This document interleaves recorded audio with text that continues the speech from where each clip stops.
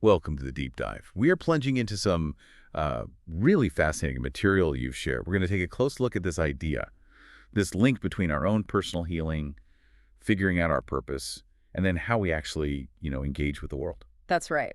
And these sources, they really focus on this concept called self. And the idea is that accessing more of the self isn't just like an internal thing for feeling better. Okay. It's presented as something that fundamentally reshapes, well, your vision for your life and maybe more surprisingly, the actual things you end up doing out there. Right.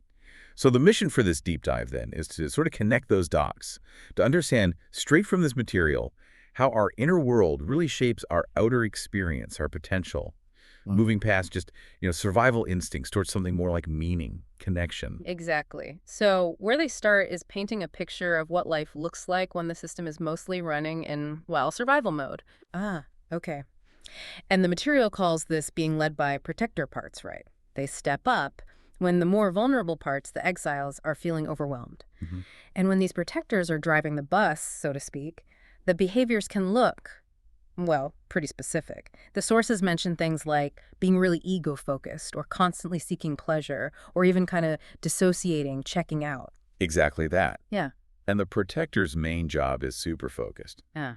Keep you away from the pain, the shame, the loneliness, the fear, all that stuff the exiles are holding. They're like psychic bodyguards, Yeah. always scanning for threats, even inner ones. And they seem to have a whole toolkit, according to these sources. It Yeah. lists, everything from pushing for achievements, using substances or food or, binge watching shows, shopping, Right. obsessing over appearance, caretaking everyone else, even things you might think are positive, like certain kinds of meditation or chasing money, Huh. all listed as potential protector tools. Yeah, and there's a really great phrase in the material. It says these tools are basically aimed at pumping air into your ego so it doesn't deflate. It's all about building up that protective shell, to avoid feeling what's underneath. Makes sense. If the mission is avoid pain, anything that distracts or puffs you up works. So what's the effect of all this protector activity? Well, it takes up all the oxygen in the room, internally speaking. These really urgent protector drives, these strategies, they just consume your attention. Mm. And they tend to drown out or push aside the quieter parts, the more sensitive ones, maybe the more loving parts. Hard to hear the whispers when the alarms are blaring. Pretty much, yeah. Okay, so that's the baseline picture. Protector-led, focused on survival, maybe leading to isolation or distraction. But then the material talks about a shift, right? When you start working with those vulnerable exile parts through something called unburdening. Right, that's the key. When the deep pain, the fears the exiles carry start to heal and get released, well, the protectors don't have such a heavy load anymore. Oh, okay. And the sources suggest that when that burden lightens, the protectors can actually relax, transform even. And when the protectors ease up, what does that make space for? It lets other parts come forward more easily, parts maybe more focused on connection, family, friends, just being present with nature. The internal focus kind of broadens out. It's this transformation, this relaxing of protectors and emergence of other parts Mm. that the sources link to healing. And they bring in Wendell Berry here, talking about healing as achieving wholeness, Yeah. integration. Yeah, Barry's idea, as it's quoted, is that healing restores the ultimate simplicity of their union, talking about the parts. Simple union. I like that. And health for a part is being joined harmoniously to the whole. Like an ecosystem, maybe, where everything has its role and contributes rather than fighting for control. That's a great analogy for it, yeah. So when this shift happens, when you access more self, the material says you go from being driven by your part's desires, Yeah. maybe fear-based or compensatory desires, Mhm. to being led by your heart's desires. And this is where vision and purpose really come in. But the sources make an interesting point about timing. You know how a lot of self-help stuff pushes you to, like, create a vision board, articulate your goals right away? Define your 5-year plan on day one. Right. Well, this material suggests maybe wait until those protectors have relaxed a bit. Why is that? Because the perspective here is that the vision that comes then is much more authentic. It's clearer. The sources literally say the vision emerges in this way. You receive your vision rather than create it. Receive it, not create it. That's Yeah, true. it implies it's already there, just maybe muffled by the internal noise. It arises organically from that self place, not as just another intellectual project or, frankly, another protector strategy like, I must achieve this grand vision. That makes a lot of sense. It's less effortful, maybe. And the sources observe when people access self, they often quickly sense their purpose, like it was waiting there. Exactly. And this idea of an innate direction, it links up really nicely with Abraham Maslow's later ideas on self-actualization. After your basic needs are met, there's this drive to do what you're suited for, to become everything that one is capable of becoming. Yeah, the top of the pyramid. But the sources mention a critique of his early stuff, saying there was too much striving in that initial concept. Yeah, exactly. And they contrast it with what Maslow found later. He noticed that these self-actualizing people, they weren't just like ticking off potential achievements. They were often deeply involved in causes, things benefiting others, that felt so right for them it didn't feel like work at all. The less about maximizing personal potential, more about finding this profound meaning beyond just yourself. Precisely. And Scott Barry Kaufman's description of creative self-actualizers really nails this. He talks about their flexible integration, how they can blend, rational, intuitive, emotional, and logical, deliberate, and imaginative, all these seemingly opposite things working together. Which, as the sources point out, sounds exactly like that integrated self-led system we were just talking about. Yeah. The different parts, with all their unique skills, aren't fighting anymore. They're collaborating under self's leadership, like that inner orchestra image. The inner orchestra. I like that. It also reminds me of Dan Siegel's work, which gets mentioned here too. He really emphasizes integration for healing, right? And sees this whole framework as a way to get there. Yeah, Siegel talks about integration creating a flow of harmony. He uses that analogy of a choir. Right, the choir, not the smoothie. Exactly. Each voice is distinct. You can still hear the individual parts, but they're linked, creating this beautiful, harmonious whole. Yeah. Not just blending everything into mush where you lose the uniqueness. So the parts keep their wisdom, their identity, but they cooperate, which is obviously very different from that protector-led system you described earlier. No, totally. When protectors are dominating, you don't have that steady, wise leadership. You either get one group of parts just shutting everyone else down, or it's just constant internal chaos. Different parts pulling in different directions, undermining any kind of coherent action or vision. Okay, so the vision starts to emerge from this more integrated, self-led space. Yeah.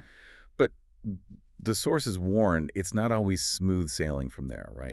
There can be this internal pushback, a homeostatic reaction or backlash. Oh, yeah, definitely. Especially if the vision feels big or different, or challenges the old ways the protectors kept things safe, The sources give examples of those inner voices piping up, like, who do you think you are trying that? Or, you'll never make a living doing that. The author even shares their own struggle with parts fighting the vision for this work, like constantly. It's not just theoretical. No, it's a real felt resistance. Yeah. And there's that powerful story they share about the corporate lawyer, access to self, feels this pull to become a gym teacher. Wow, that's quite a shift. And it wasn't therapy suggesting it. It came from his own healing, his own inner clarity, and, frankly, courage to listen. And that example really hits on a tough reality the sources mention. Often, the work that feels most meaningful, most aligned, well, it doesn't pay well in our current system. Yeah. While stuff that feels soul-crushing can be incredibly lucrative. It's a huge obstacle, no doubt. Yeah. But the sources also point out that people who are more self-led often find they have less need for material things. Oh, okay. They're less driven by, external status or buying stuff, which can make taking that financial hit for meaningful work feel, well, more possible, more sustainable. And it's important that the material clarifies these changes aren't always like quitting your job and becoming a gym teacher. Right. Absolutely. It could be about finding meaning through creative stuff or volunteering or other altruistic things, connecting with people, maybe connecting with the earth more. Yeah. And the key thing the sources stress is that even smaller shifts feel more satisfying when you're self-led because you're actually present for them. You're not lost in anxiety or regret. You're inhabiting the experience. They even quote Charles Eisenstein saying, we shouldn't dismiss the small, local, beautiful efforts either. It doesn't have to be world-changing. That idea of connection to others, to the planet, leads into the next point. How being self-led makes helping others feel just natural. Yeah, it's less of a head debate like, should I? What's in it for me? Yeah. Or doing it just to look good. The sources suggest it feels natural because self just knows on a deep level that you and the others are part of a larger body of humanity. Like the analogy that you use your hand just automatically goes to soothe your leg if it hurts. Exactly. The parts inside start thinking like a system. Right. My well-being is tied to the whole system's well-being. Oh. And that inner harmony makes genuine altruism easier because the parts trust self. They trust they won't be abandoned if self focuses outward for a bit. And the sources are pretty bold here, saying that more self-leadership is, well, critical for healing humanity and the planet. Now, things get a bit deeper conceptually here with immanence and transcendence. Can you unpack those a bit? Sure. So immanence, that's about fully being in our humanness, feeling the whole range, including re-feeling maybe childhood emotions like awe or joy, empathy, but also being able to be present with the tough stuff, pain, fear. It's about being fully here in the body. Okay, fully human. And transcendence. Transcendence is that knowing, that sense that there's more than just my personal story, being part of the thing larger, like a field, they call it a wave state, this underlying awareness that fundamentally everything is okay. Right, that deeper perspective. And the key point the sources make is that being self-led isn't about picking one, it's about honoring both. You can feel the intense, difficult, messy human stuff while staying connected to that bigger transcendent wisdom, holding both. And if you can hold both in yourself, you can be with both in other people too. Which raises a kind of tension the sources explore between, say, contemplative paths that might seem to encourage withdrawing from the world. Yeah, which can feel really appealing if you've had trauma, seeking that safe haven. And activism, which is obviously about engaging, but sometimes gets critiqued for maybe not doing enough inner work first. Right. The perspective in the sources is pretty nuanced here. How so? It suggests you absolutely can do contemplative practice without it being spiritual bypass. Without pretending your pain isn't real just to feel transcendent. You don't have to bypass your exiles, as they put it. Okay. And the critique of activism without that inner work. Is that the actions, even if they look good on the outside, might still be driven by protectors. Ah. Maybe driven by overwhelm or a need to seem virtuous or old burdens playing out, rather than calm, clear, self-led compassion. Gotcha. So it's about balance and checking your motives constantly. Exactly. Is this coming from self or from a part that's reacting? The sources really push for self-led people to engage with the world, finding this inner outer rhythm, inhabiting both worlds at once. They quote David Dellinger, Yeah. right? Saying it's a false choice. Change yourself or change society. He says do both simultaneously. Yeah. Don't use inner work to hide. Don't use outer work to avoid looking within. Which leads nicely into tackling that criticism. Doesn't all this inner focus make you self-absorbed, Yeah. egocentric? The sources argue, actually, no. Quite the opposite. Oh. Because doing this deep work, accessing self, it actually lessens your need for external validation. You're not so desperate for approval or status. Okay. And paradoxically, feeling more secure inside increases your genuine capacity for connection with others and with self itself. Makes sense. Less neediness, more authentic relating. The sources link this to selfless leadership, comparing it to Robert Greenleaf's servant leadership idea. Yeah, servant leadership. It starts with wanting to serve others' highest needs, helping them grow, become healthier, more autonomous. It's leading from service, not ego or control. But there's a caution there too, right? Yeah. About just being a self-sacrificing caretaker? Big caution. Real servant leadership, the sources say, needs strong access to self. You need the wisdom and energy of all your parts to serve effectively without completely burning yourself out. Right. Which connects to another fascinating idea. Contagion or resonance. The idea is that protector energy tends to trigger protectors in others. You know how defensiveness breeds defensiveness? Oh, yeah. But self-led people, they have a different effect. They seem to bring out the selves of those around them. Like the tuning fork analogy they use. Yeah. Strike one, and the other starts vibrating too. Exactly. It's like that physics idea of synchronization, vibrating at the same frequency. The presence of self somehow resonates with and calls forth self in others. And they mentioned this is even a conscious practice for some. Yeah. Like therapists accessing self before a session. Yeah, therapists, consultants. The idea is you consciously access self first, hoping to elicit self throughout the whole system you're interacting with, a family, a company, maybe even political leaders, ideally. Okay, moving deeper now. The sources talk about times when self isn't in that active particle state, leading, deciding, but dissolves into more of a wave state, connected to the Buddhist idea of anatta, no self. Right. And this links directly to flow. You know, Mihaly Csikszentmihalyi's work. Oh yeah, being totally absorbed in something. Totally absorbed, body moving effortlessly, lose track of time, sense of separate self kind of fades. And it just feels good for its own sake. Like the jazz musician improvising or the athlete in the zone. Exactly. The sources described flow as the parts aligning so well they temporarily dissolve into that non-dual wave state, even while you're active in the world. And while maybe flow isn't constant, more integration means more of life can feel like that, unified. That's the idea. And beyond flow, they talk about peak experiences. Those moments, maybe fleeting, of pure wave state self, glimpses of what's always there but usually covered up by our parts. They reference Alice Walker's character, feeling part of everything. It's such a common human experience across cultures, Steve Taylor's research has mentioned, showing how descriptions are so similar. Oneness, connection, compassion, this deep clarity that all is well, sometimes energy or joy, less fear of death. Which brings up the interpretation question. Yeah. Is it mystical? God? Mm-hmm. Or just, brain stuff, like the thinking part shutting down? The sources offer a view that kind of holds both, but leans towards something bigger. They acknowledge the brain changes, sure, but suggest self isn't just a brain state. It's described as a spiritual essence within us and around us, like a field that can actually quiet the thinking brain. So the brain state is maybe a result of self, not the cause. They even hope to study if accessing self through this model shows similar brain patterns. The view offered is, yeah, these glimpses could be communing with God if you consider self to be God within us. And these peak experiences tie back directly to those core self-qualities, the 8 C's. Absolutely. Calm, clarity, connectedness, compassion, confidence, courage, curiosity, creativity.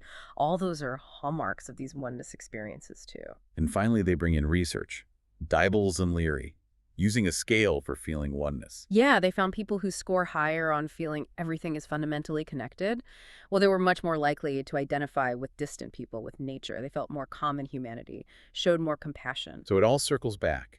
Experiencing that core self-state, that oneness, Yeah. it really does change people. The veils of separateness fall away, as they put it. You become more self-led inside and out. And that Ralph de la Rosa quote feels like a perfect capstone, that expansiveness, that connection. It's not something you go out and find. It is what we are left with when all our running around ceases. It's our deeper nature right here all along. Wow.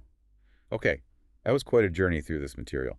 From understanding those protective parts just trying to help us survive to accessing self, finding purpose emerge, the whole process of integration, navigating inner and outer life. Yeah. And those glimpses of just pure connection. It really drives home how interconnected it all is. Our inner world, our capacity for compassion, our actions. They're not separate things. Accessing that core self seems fundamental to it all. So, thinking about everything we've just explored from these sources, here's a final thought for you, the listener, to consider. If this material suggests that experiencing oneness, that deep connection, isn't some rare state, but actually our natural condition when our protectors can relax, and that this state naturally fosters compassion and meaningful engagement, what could that mean? What are the implications for change, not just for us as individuals, but for the world, if more people could access and live from that self-led place more often? What might a world guided more by self and less by protectors actually look like?